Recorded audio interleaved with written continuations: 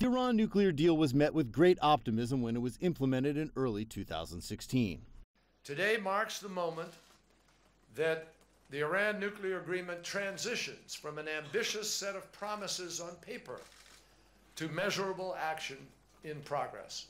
Formally known as the Joint Comprehensive Plan of Action, or JCPOA, the Iran nuclear deal came together in 2015 after nearly 2 years of negotiations. The U.S., China, the U.K., France, Germany, and Russia all agreed to reduce sanctions in exchange for Iran reducing its ability to create nuclear weapons.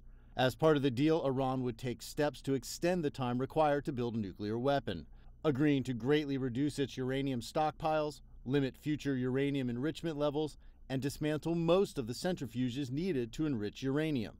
In exchange, the international community would gradually lift sanctions and release frozen Iranian assets.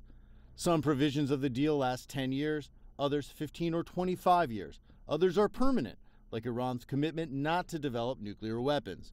International inspectors have access to Iranian nuclear facilities to verify compliance. So far, the UN certifies Iran has complied with its end of the bargain.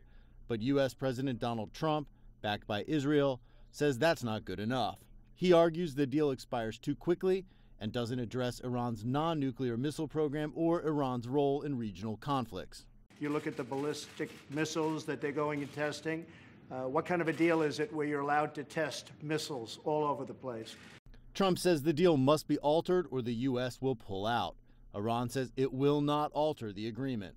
The U.S. is well advised to finally start honoring its commitments. All countries in the deal except the U.S. support the existing agreement, as does the UN.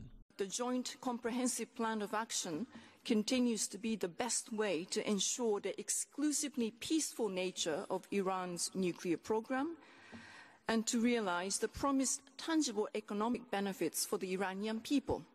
But there's every sign Trump is willing to go it alone. If the U.S. pulls out of the deal, the other countries could remain, but international firms who do business with Iran could face sanctions from the United States. Jim Spellman, CGTN, Washington.